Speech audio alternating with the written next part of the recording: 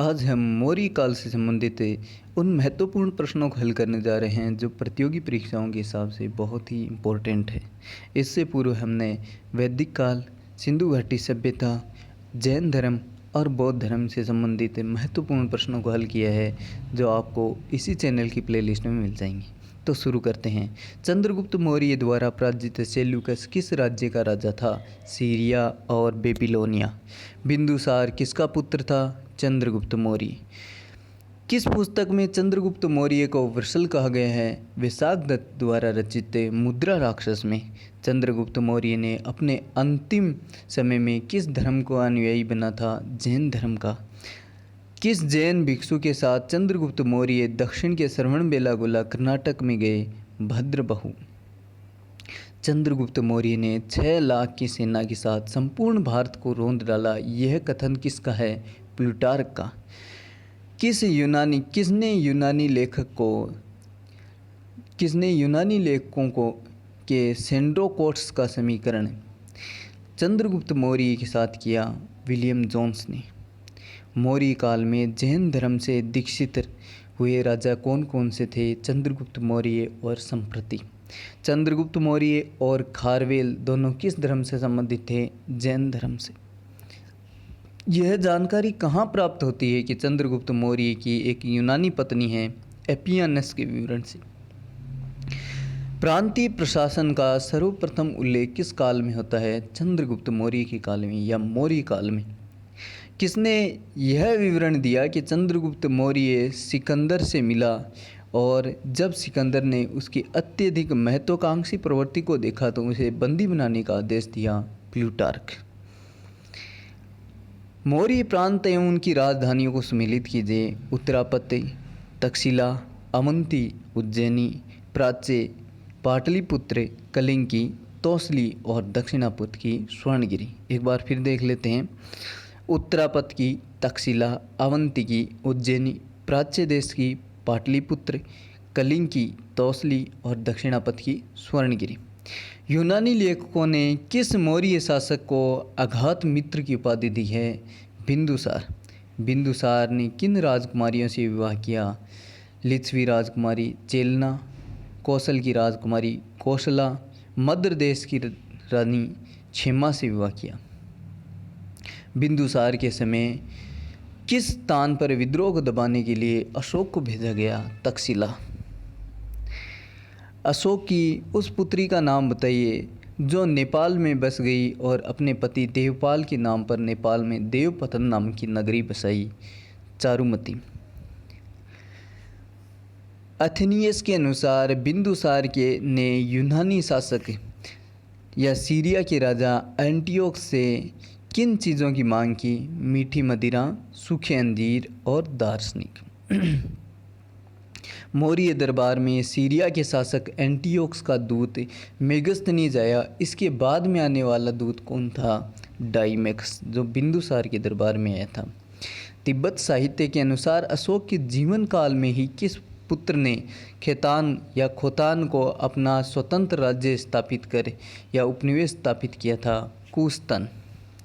इसको तिब्बत की कहानियों के अनुसार कुस्तन को अशोक ने बचपन में ही त्याग दिया जब उसकी भविष्यवाणी की गई कि यह अशोक के जीवन काल में ही राजा बनेगा, और बाद में इसने खोतान को अपना राज्य स्थापित किया।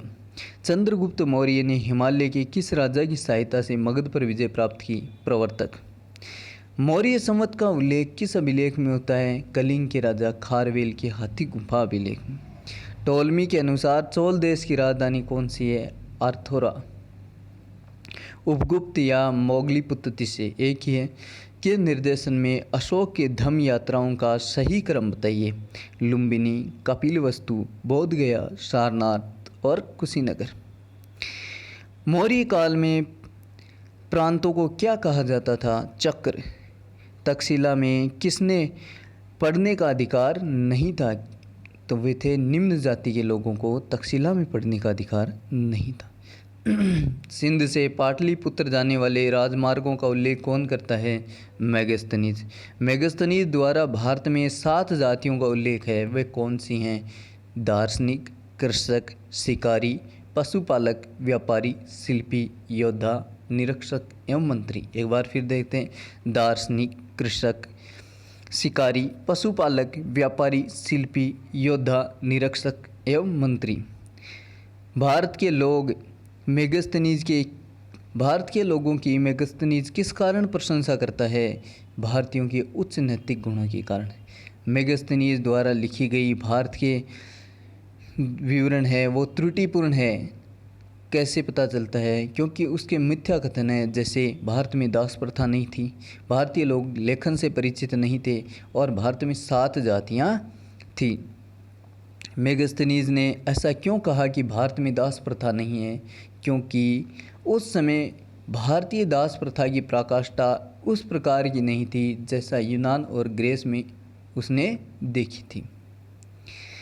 निम्नलिखित में से कौन सा कथन मेगस्थनीज द्वारा भारतीयों के लिए कहे गए कथन है? तो पहला कथन है उसका कि भारत में फल और सब्जियों का उत्पादन वर्ष में 2 बार होता है, भारतीय अन्य लोगों पर आक्रमण नहीं करते और न ही अन्य लोग भारतीयों पर आक्रमण करते हैं। तीसरा कथन है, सोना खोदने के लिए चींटियों की जो चींटियाँ थीं उनकी त्वचा चीते जैसी है। मौर्य काल में नगर प्रबंधन को जानने के लिए सबसे महत्वपूर्ण स्रोत क्या है? मेगस्थनीज की इंडिका। मेगस्थनीज के अनुसार पाटलिपुत्र की नगर समिति एक समिति द्वारा शासित थी। पाटलिपुत्र, उसमें कितने सदस्य थे? 30 सदस्य। मौर्य काल की किस पुस्तक में जहाज निर्माण एवं नाविकों की गतिविधियों का जानकारी मिलती है? इंडिका। कौटिल्य की पुस्तक अर्थशास्त्र मूल रूप से किस विषय से संबंधित है? राजनीति से। कौटिल्य के अर्थशास्त्र की पांडुलिपि सर्वप्रथम किसने खोजी और उसका अध्ययन किया? शाम शास्त्री। अर्थशास्त्र पर टीका किसने लिखी? भट्ट स्वामी। टीका का नाम है प्रतिपदा पंजिका। भारत में विभिन्न व्यापारिक मार्गों के तुलनात्मक एवं बुद्धिपूर्ण अध्ययन किसने किया है? कौटिल्य ने।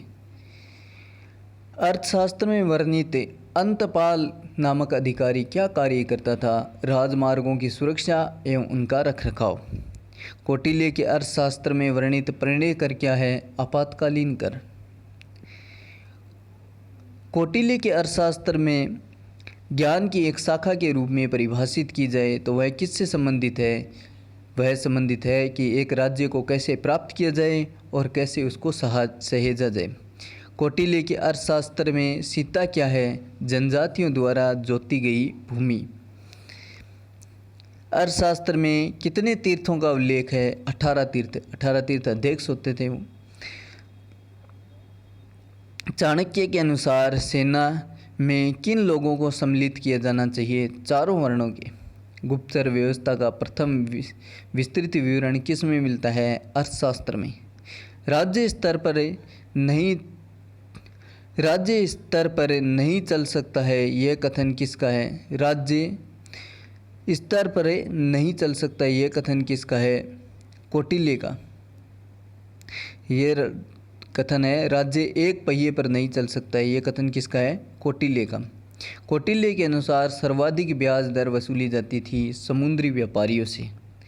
अर्थशास्त्र के अनुसार उधार या उदरदास किसे कहा जाता है? जो अपने स्वामी से भोजन प्राप्त करते हैं उन्हें उदरदास कहा जाता है।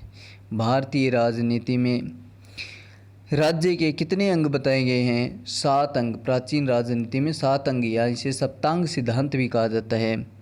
इसमें राजा, अमात्य, दुर्ग, राष्ट्र, कोष, बल एवं मित्र ये सप्तांग है।